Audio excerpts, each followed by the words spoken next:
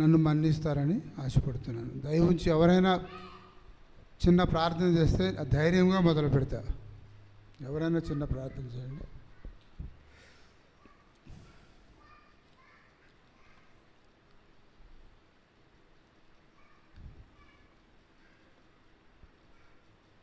ఎవరు చేయట్లేదా? సరే, నేనే చేయమంటారు.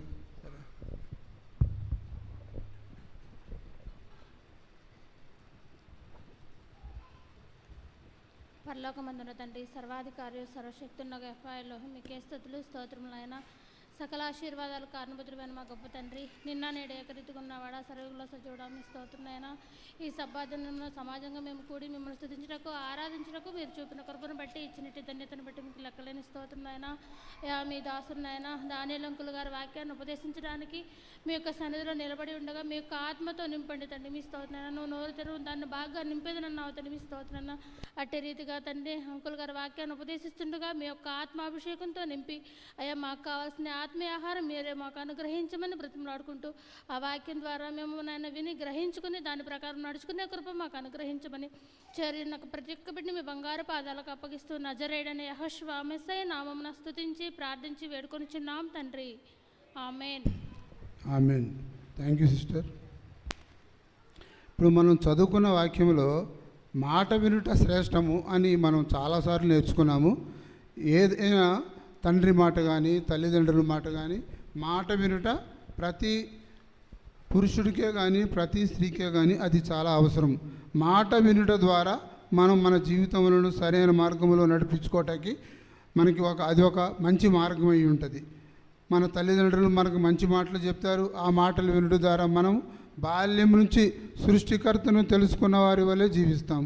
అట్లానే ఆయన సంఘంలో కూడా మనకు కావలసిన జీవాహారం వారు పెద్దల ద్వారా మనకు అనుగ్రహించబడుతుంది. అనుదినము వాడి చిత్త ప్రకారం మనం జీవిస్తే మనము ఆత్మీయంగా ఎంతో ముందుకు సాగుతాము. పరమ తండ్రికి ఇష్టమైన బిడ్డలుగా జీవించాలని మనందరికీ ఆశ.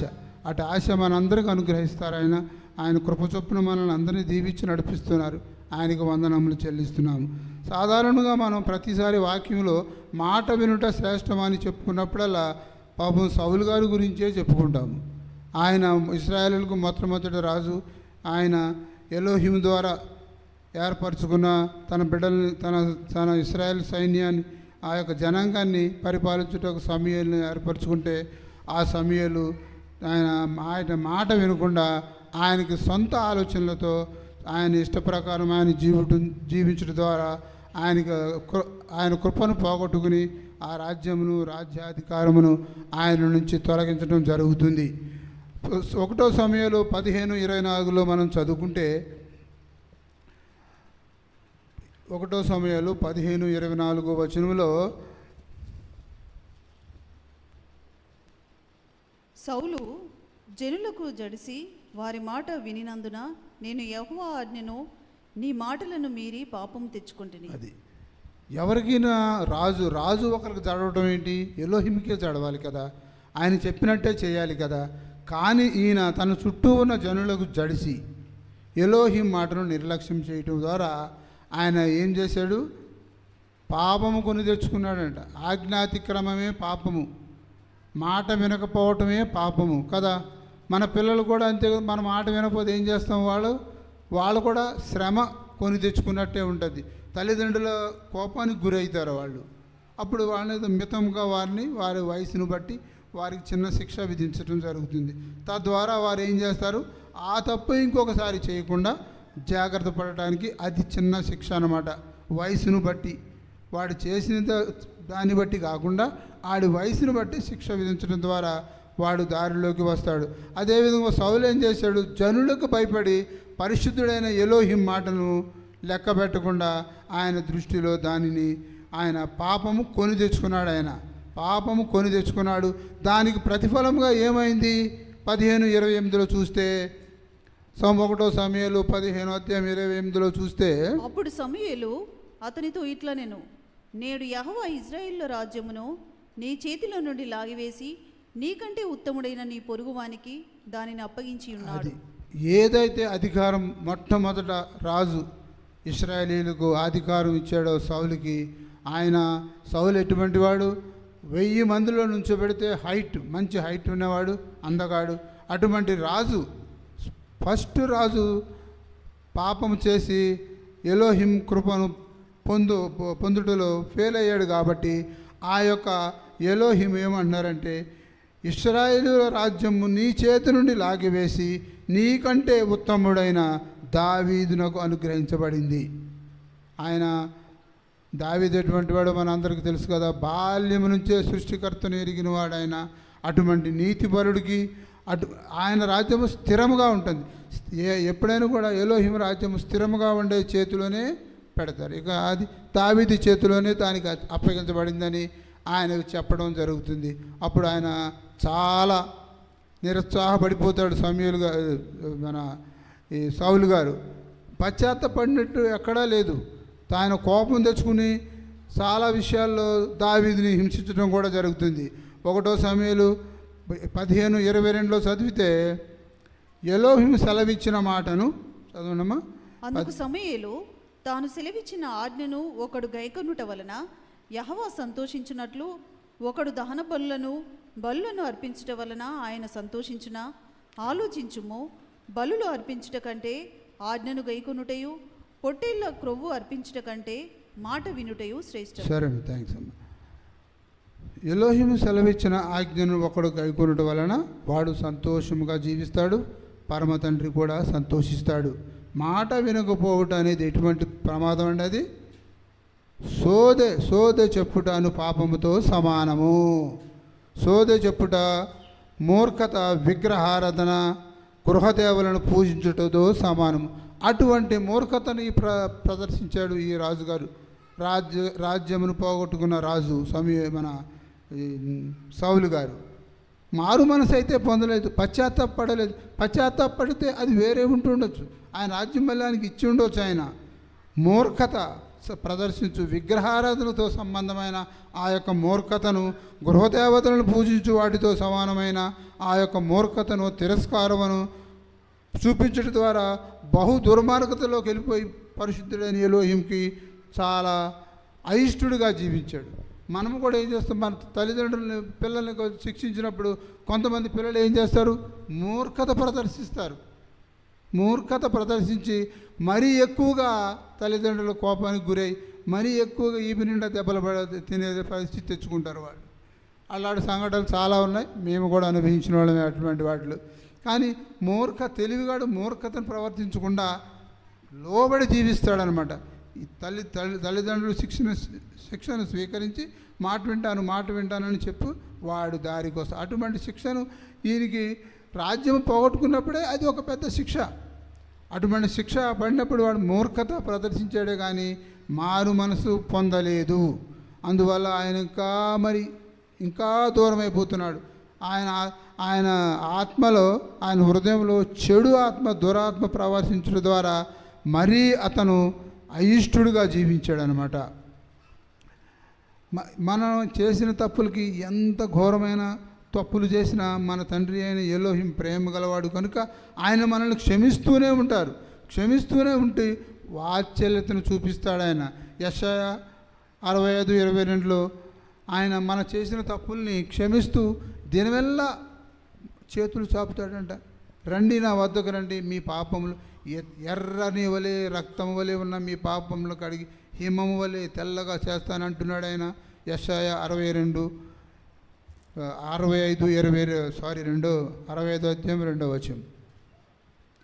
తమ ఆలోచనలు అనుసరించి చెడు మార్గము నడుచుకొనుచు లోబడనొల్లని ప్రజల వైపు దినమంతయు నా చేతులు చాపుచున్నాను. లోబడనొల్లని ప్రజలు అనమాట మనం, అంతే కదా. మనము లోబడనొల్లని ప్రజలమే. ఎందుకంటే మనం ఈ లోకంలో ఉన్న వాటిని ప్రేమిస్తాము, పరలోకంలో కూడా స్థానం కావాలని కోరుకుంటాం. దిమనస్కులము, 2 పడవల మీద కాళ్ళేసి జీవించేవాడు ఈ విధమైన తప్పులు చేస్తూ ఎలోహిమ్మును కృపను పోగొట్టుకుంటాడు. కానీ ఆయన స్వరక్తమించి సంపాదించుకున్న జనాంగమైన ఈ మనుషులు, ఆయన ఎడల విశ్వాసం ఉన్నవాళ్ళు తప్పు చేసిన దినమెల్లా ఆయన చేతులు చాపి మనల్ని, మన బలహీనతలను క్షమిస్తూ మనల్ని రమ్మంటూ పిలుస్తున్నాడు ఆయన. అయినా మనం ఆయన ఎంత పిలిస్తే మనం అంత దూరముగా వెళ్ళిపోతున్నాం. ఆయనకి ప్రేమ గలవాడు కనుక మనల్ని శిక్షింపక క్షమిస్తూ యాషువా మెస్సయ్య నామములో మన దోషములన్నింటినీ క్షమిస్తూ ఆయన మనల్ని తన బిడ్డగా స్వీకరిస్తూ మన అవసరాలు తీరుస్తున్నాడు. మనకి ఏదో అడుగుడి మీకు ఇవ్వబడును అన్నాడు ఆయన. మనం అడుగుతున్నాం, ఆయన ఇస్తున్నారు.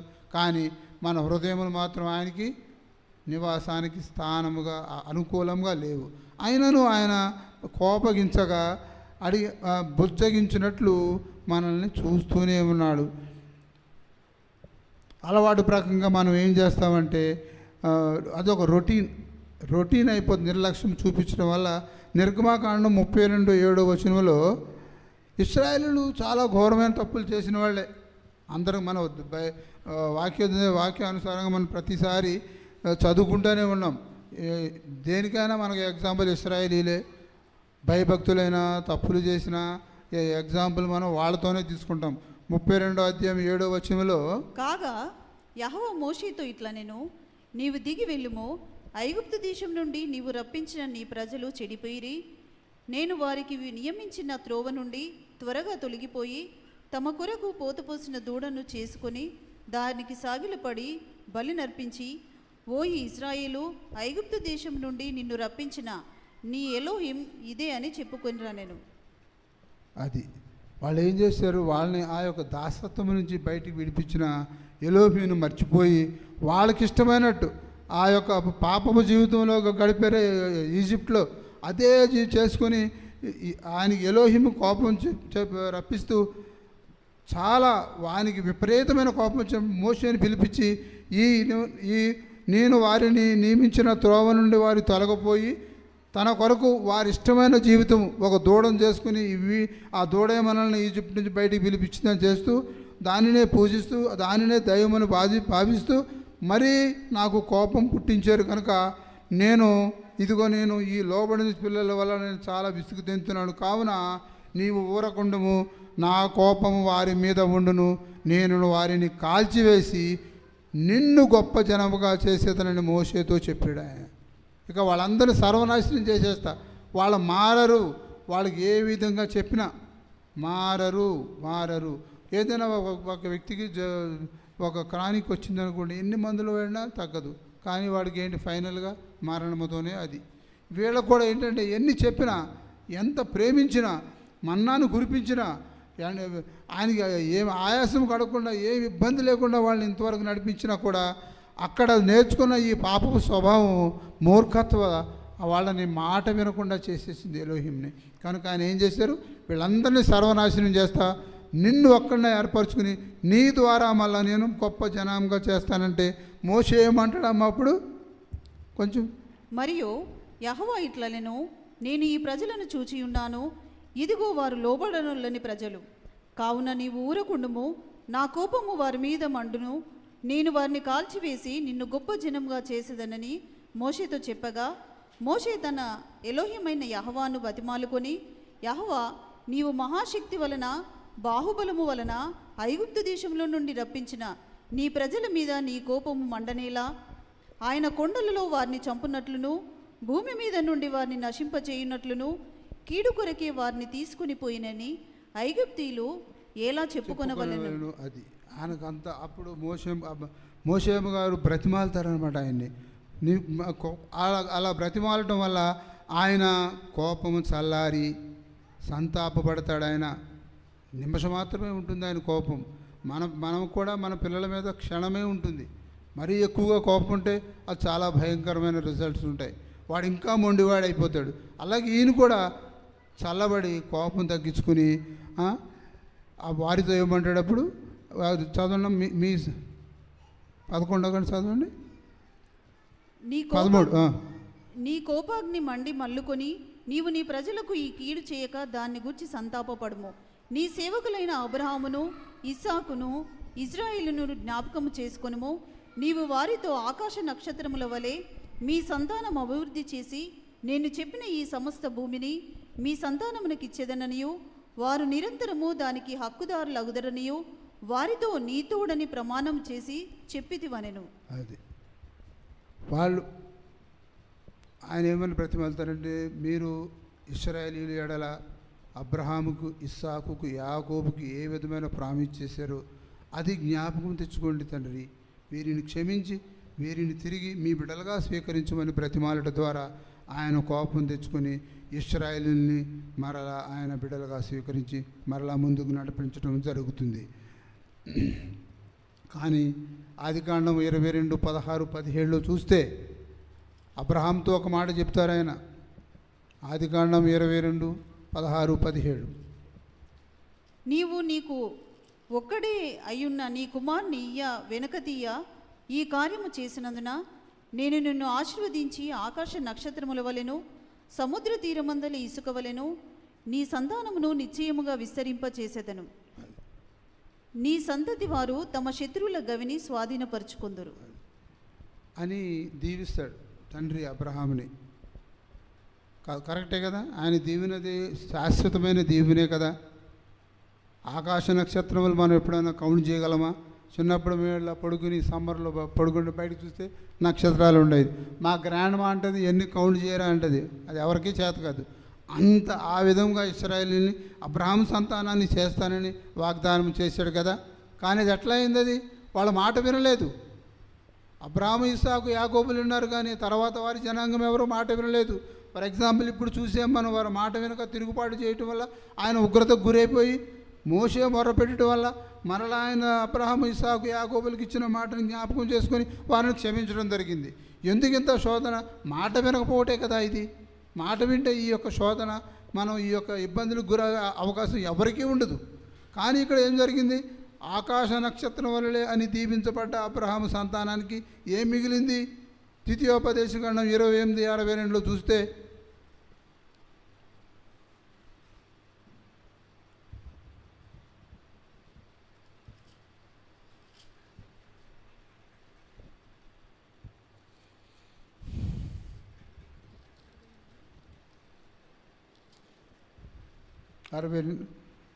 ద్వితీయోపదేశకాండము 28:62 నీవు నీ ఎలోహిమైన యెహోవా మాట వినలేదు గనక ఆకాశ నక్షత్రముల వలె విస్తారములైన మీరు లెక్కకు తక్కువై కొద్ది మంది మిగిలి ఉండిరి. ఎంత షేమ్, ఎంత అవమానం అది ఇశ్రాయేలుకి. ఇప్పుడు అంతే జనమున్నారు. ఆకాశ నక్షత్రం వల్లే దీపింపబడ్డారు ఆయన. అబ్రహాము, ఇస్సాకు, యాకోబులకు ఇచ్చిన మాట అది. కానీ ఇప్పుడు ఎందుకు తయారయ్యారు? చాలా అప్పుడే తక్కువగా ఉన్నారు, ఇప్పుడు కూడా తక్కువగా ఉన్నారు. ఎందుకని? మాట వినకపోవటే కదా. అన్నిటికంటే ముఖ్యమైనది మాట వినుట శ్రేష్టము. మాట వినుట ద్వారా మన పెద్దవాళ్ళు మనకి ఏదైనా మాట చెప్పారనుకోండి, ఆ మాట వినటం వల్ల వాళ్ళని గౌరవించినట్టు, వాళ్ళ ప్రేమను మనం పొందినట్టు ఉంటుంది. ఎలోహిం మాట వినడం ద్వారా మనం ఆయనకు లోబడి జీవించినట్టు, ఆయన ప్రేమను మనం పొంది మనకి ఏది అడిగితే అది ఆయన అనుగ్రహించే తండ్రి కాబట్టి ఆ విధంగా మన జీవితం సాఫీగా సరిపోద్ది. ఇప్పుడు మీరంతా ఉన్నారు ఇక్కడ, చిన్న సంఘము, మిమ్మల్ని నడిపించేవారు పరమ తండ్రి ఇద్దరిని ఏర్పరచుకున్నారు. వాళ్ళు ఏం చేస్తారు? ఆయన వాక్యం మీకు బోధిస్తారు. మీరు శ్రద్ధగా వింటూ, ఆసక్తి గలగా వింటూ, భయము భక్తితో ఉన్నారు కనుకనే ఈ దినం మీరు అలా నిలబడగలరు. మేము ఎంతో పెద్ద పెద్ద సంఘాలను చూసాం. మనం 200, 300, వేల మంది రోజుకే 5-6 సర్వీసులు ఉన్న వాళ్ళు కూడా చూసాం. కానీ మీకున్నంత విశ్వాసము, మీకున్నంత భయము భక్తి నేను ఎక్కడ చూడలేదమ్మా. చిన్న మంది అయినా చాలా మీరు నిక్కచ్చిగా ఒక నిలకడగా ఉండే సంఘాన్ని మీరు స్థాపించబడ్డారు. అది ఎలోహింకు కూడా, ఎలోహిం ద్వారా మీకు ఆశీర్వాదకరం. మిమ్మల్ని నడిపిస్తున్న వారు కూడా దయాకర్ గారు, జనార్దన్ గారు కూడా ఆయన ఆశీర్వదించుకోక ఆయన చెప్పిన మాటలు వినుట ద్వారా, మీ పెద్దల మాటలు మీరు వినుట ద్వారా మీరు ఈరోజు ఈ దినము మంచి పేరు తెచ్చుకున్నారు.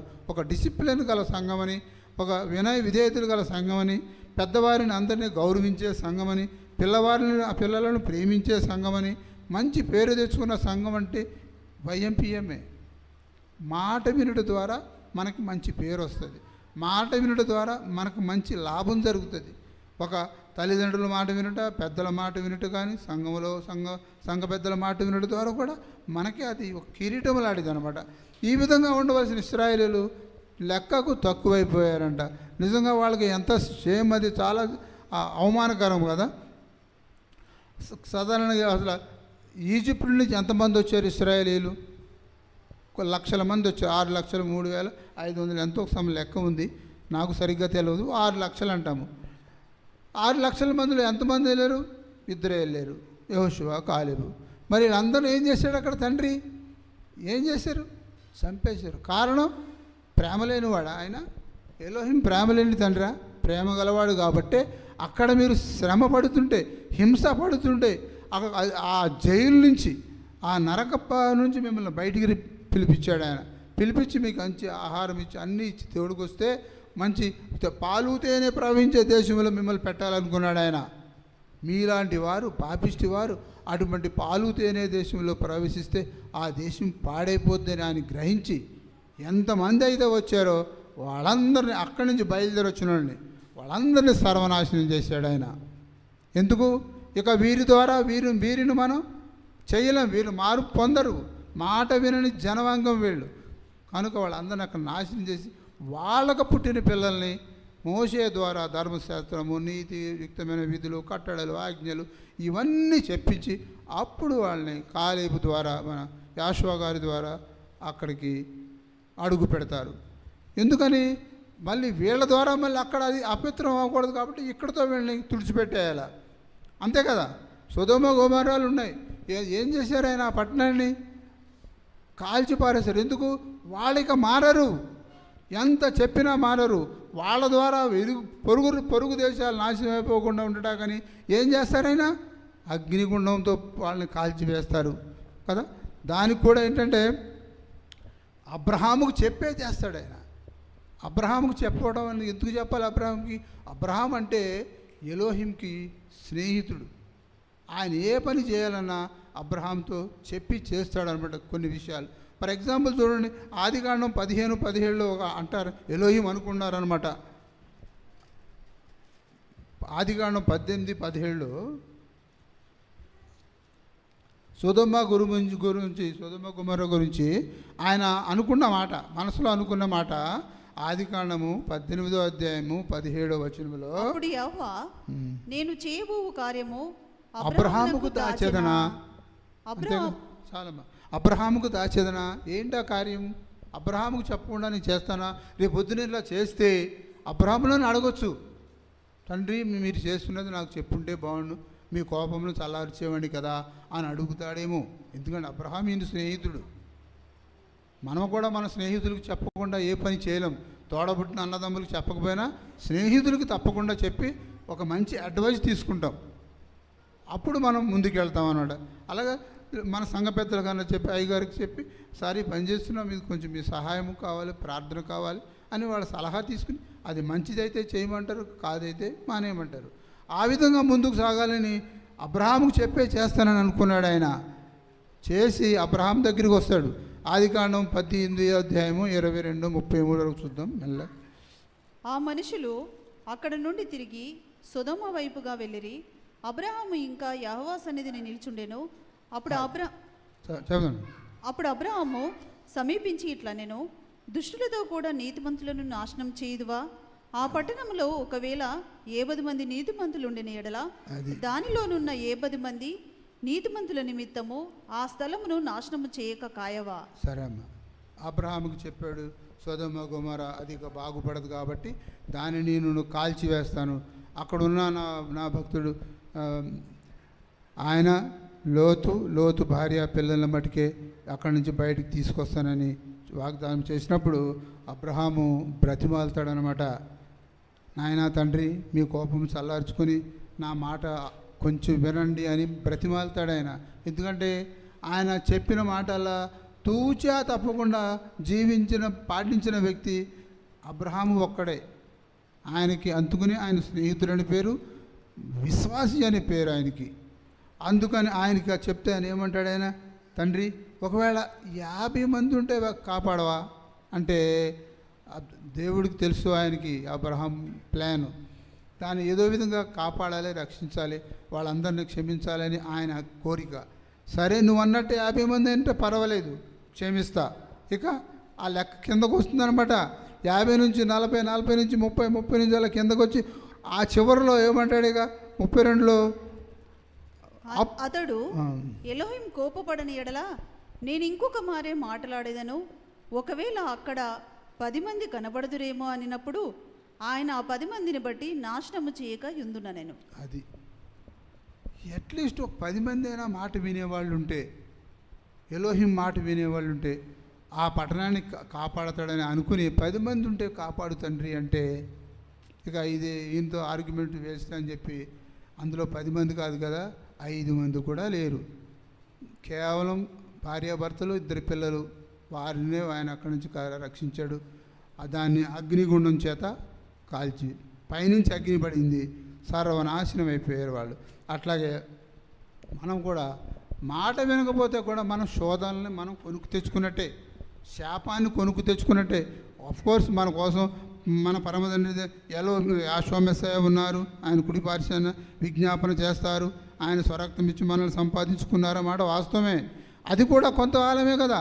ఇలా నువ్వు పాపాలు చేసుకుంటూ పోతుంటే ఏ రోజు నువ్వు మరణం అయిపోతావు, మారు మనసు పొందకుండా మరణిస్తావు. కాబట్టి తర్వాత ప్రతిఫలం ఏంటో మనకు తెలుసు, అగ్నిగుండంలోనే పడాలి. కనుక ఆయన మాట వినడం వల్ల మనకు కలిగే లాభాలు ఏమిటంటే, ముందుగా మనం ఆయన ప్రేమను పొందుతాం. తల్లిదండ్రుల మాట వింటే ఏంటి, తల్లిదండ్రుల ప్రేమను పొందుతాం. మనం అడిగినవన్నీ వాళ్ళు మనకి ఇస్తారు. ఒకవేళ వాళ్ళు ఫైనాన్షియల్గా బలహీనంగా ఉన్నా, ఏదో మన కొడుకు మన కూతురు అడిగింది కాబట్టి, మన మాట వింటున్నారు కాబట్టి వాళ్ళకి ఏదో ఒకటి చేయాలి. వాళ్ళ నిరాశ నిస్పృహ చెందకుండా వాళ్ళ కోరిక చిన్నదైనా పెద్దదైనా ప్రయత్నం చేసి అది తీరుస్తారు. అలాగే ఎలోహిముని ఆయన మాట వింటే మనకు లాభం ఏంటంటే, యెషయా 1:19లో మంచి ఫలములను అనుభవించెదరు అని చెప్తున్నారు ఆయన. యెషయా 1:19లో మీరు సమ్మతించి నా మాట వినిన ఎడల మీరు భూమి యొక్క మంచి పదార్థములను అనుభవింతురు.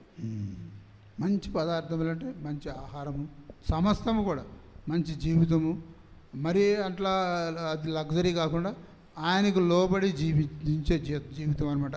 ఆరోగ్యకరమైన జీవితము, ఏ విధమైన మానసిక బాధలు, శారీరక బాధలు, సాతాను శోధనలు ఇవేమీ రాకుండా అటువంటి మంచి జీవితం అనుభవించడానికి ఒక మార్గం అనమాట ఎలోహిం మాట వినుట వల్ల. మీరు నా మాట వినిన ఎడల ఏ దేశంలో మీరున్నా కూడా ఆ దేశంలో మిమ్మల్ని అభివృద్ధి పరుస్తానని ఇశ్రాయేలులకు వాగ్దానం చేశారు. అలాగే మన పిల్లలు కూడా ఉద్యోగరీత్యా చదువురీత్యా వేరే దేశాలకు వెళ్ళినా అక్కడ చదువుకున్నా వాళ్ళు క్షేమంగానే ఉంటారు. Because of our prayers.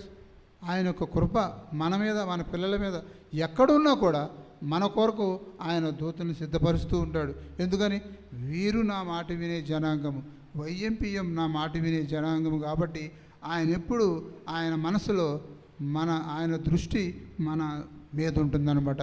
వీరు ఉద్యోగం చేసుకున్న, ప్రయాణంలో ఉన్న, ఇతర దేశాల్లో ఉన్న, ఎక్కడున్నా కూడా కాపాడే బాధ్యత ఆయనదే. ఆయన మాట వినే పిల్లలకి ఆ విధంగా ఉంటుంది. ఆయన కృప ఎల్లప్పుడూ ఉంటుంది. సరే, ఫైనల్గా వచ్చేసాము. ఒక రాజును గురించి చెప్పుకుందాం. మాట వినే రాజు ఎవరన్నా ఉన్నారంటే చాలామంది ఉన్నారు. దావీదు ఉన్నాడు. ఒక సౌలు గారు వినకపోతే వచ్చింది ఏం లేదు కదా, అంతగానే గొప్ప గొప్ప వాళ్ళు ఉన్నారు. ఒక చిన్న విషయం చెప్పి క్లోజ్ చేసుకుందాము. ఒక రాజు గురించి మాట్లాడుకుందాము. 2వ రాజులు 18వ అధ్యాయము 1-7 వరకు చదవండి అమ్మా. ఇది ఒక హిజ్కియా రాజు గురించి ఉంటుంది. చాలా గొప్పగా ఉంటుంది ఆయన అని మనకు అందరికి తెలిసిన విషయం అనుకోండి. ఇజ్రాయేలు రాజును ఏలా కుమారుడైన హోషేయ ఏలుబడిలో 3వ సంవత్సరం మందు యూదా రాజును ఆహాజు కుమారుడునైన హిజ్కియా ఏలను ఆరంభించెను. అతడు ఏలను ఆరంభించినప్పుడు 25 ఏండ్ల వాడై యెరూషలేమునందు 29 సంవత్సరములు ఏలెను. అతని తల్లి జెకర్యా కుమార్తె, ఆమెకు అబీ అని పేరు. తన పితరుడైన దావీదు చేసినట్లు అతడు యెహోవా దృష్టికి పూర్ణముగా నీతిని అనుసరించెను. ఉన్నత స్థలములను కొట్టివేసి విగ్రహములను పడగొట్టి దేవతాస్తంభములను పడగొట్టి మోషే చేసిన ఇత్తడి సర్పమును చిన్నాభిన్నములుగా చేసెను. అది ఆఖరికి పూర్తిగా ఏం చేశాడు ఆ హిజ్కియా రాజు? తన తండ్రి కంటే గొప్పవాడుగా జీవించాడు. విగ్రహారాధనకు సంబంధించిన అన్నీ కూడా చిన్నాభిన్నం, ఆఖరికి మోసే పెట్టాడు. ఒక సర్పం ఉంటుంది కదా మనం చదువుకున్న, దాన్ని కూడా తీసి అవతల పడ, అది కూడా విగ్రహంతో సమానమే. నాది దాన్ని కూడా తీసి పారేసి తండ్రికి ఇష్ట ప్రకారం జీవించాడు. ఆయన మాట ప్రకారం జీవిస్తూ రాజులలో హిజ్కియా రాజు అంత వాడు ఎవ్వరు లేరట. హిజ్కియా రాజు అంత గొప్ప రాజు ఎవ్వరూ లేరట. అతడు ఇశ్రాయేలుల ఎలోహిమైన యెహోవా యందు విశ్వాసం ఉంచినవాడు. అతని తరువాత వచ్చిన యూదా రాజులలో కానీ అతని పూర్వీకులైన రాజులలో కానీ అతనితో సమానమైన వాడు, అతని అంత భక్తిపరుడు, అతని అంత విశ్వాసపరుడు, అతను లోబడే విధానం కలవాడు ఏ ఒక్కడు లేడంట అని అతడు యెహోవాను హత్తుకొని ఆయన వెంబడించుటలో వెనుక తీయక. యెహోవాను హత్తుకొని ఆయన వెంబడించడం అంటే తూచా తప్పకుండా ధర్మశాస్త్రానుసారముగా ఆయన చిత్తానికి లోబడి జీవించేవాడు రాజుగా ఆయన మంచి పేరు తెచ్చుకున్నాడు. ఇక్కడ ఆయన చేసే పని ప్రతి పనిలోనూ తండ్రి హస్తం ఉండబట్టి ఆయన మంచి పేరు తెచ్చుకున్నాడు. ఆయన ముందు దూతలు వెళుతూ ఉండేయంట. హిజ్కియా రాజు చేసే పనికి ముందుగా దూతలు వెళ్ళి అవన్నీ చక్కబెడుతూ ఉండేవి. ఆయనకి అంత ఇష్టడుగా అంత భయము భక్తితో జీవించాడు కాబట్టి ఆయన మాట, తండ్రి మాట విని లోబడి జీవించే సమస్త జనులకు కూడా అదే విధంగా దీవెనలు వస్తాయి. మీరు కూడా ఆ విధంగా జీవిస్తున్నారు, అందులో నో డౌట్. ఒకరు మీకు నేనేం చెప్పనవసరం లేదు. మిమ్మల్ని కూడా తండ్రి అందగా ఆశీర్వదిస్తున్నాడు. మీరు ప్రార్థించింది, మీరు అడిగింది ప్రార్థన ద్వారా పొందుతున్నారు.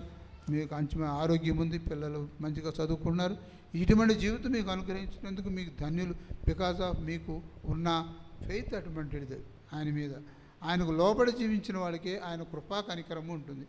చిరకాలం మీరు జీవించి ఉన్నంతకాలం తరతరములు కూడా ఎలోహిం మన రక్షకుడైన యెహోవా మెస్సయ్య ద్వారా మిమ్మల్ని అందరినీ ఆశీర్వదించి దీవించునుగాక. ఆమేన్. హల్లెలూయా. పరమ తండ్రికి స్తోత్రం. హల్లెలూయా. పరమ తండ్రికి స్తోత్రం. హల్లెలూయా. పరమ తండ్రికి స్తోత్రం. హల్లెలూయా. Thank you sir.